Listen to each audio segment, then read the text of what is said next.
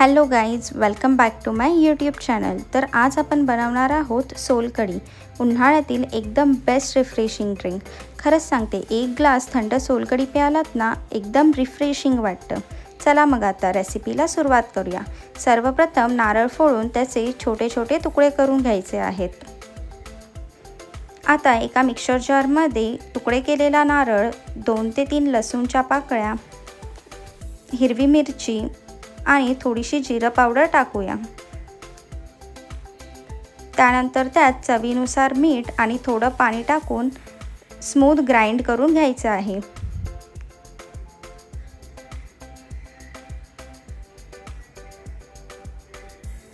आता हे ग्राइंड केलेलं मिक्सचर गाळून घेऊया।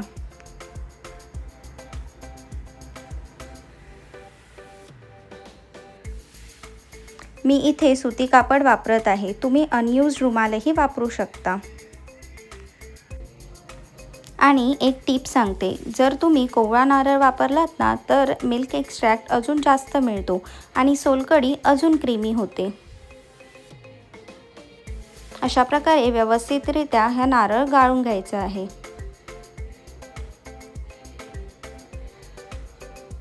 आणि हा उरलेला नारळ अजिबात फेकायचा नाही आहे। थोडंसं पाणी घालून पुन्हा एकदा ग्राइंड करून घेऊया। असे केल्याने नारळाचा फुल फ्लेवर हा बाहेर येतो।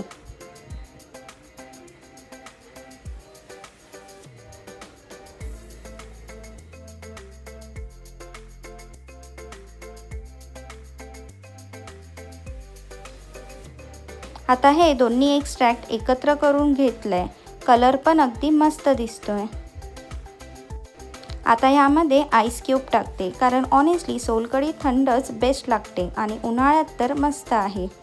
आता यामध्ये आगूळ घालून घेऊया। आगूळ नसेल तर तुम्ही कोकमाचं पाणी वापरलं तरी चालेल, यामुळे तो सुंदर पिंक कलर आणि परफेक्ट टँगी टेस्ट येतो। त्यानंतर चवीनुसार मीठ टाकून घेऊया।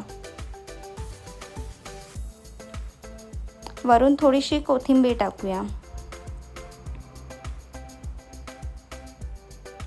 आता आपली थंडगार रिफ्रेशिंग सोलकढी तयार आहे। आणि फिश थाळीसोबत तर ही कंपल्सरीच आहे। ऑनेस्टली मला तर सोलकढीशिवाय फिश थाळी इनकम्प्लीट वाटते। चला तर मग आता सोलकढी सर्व करूया।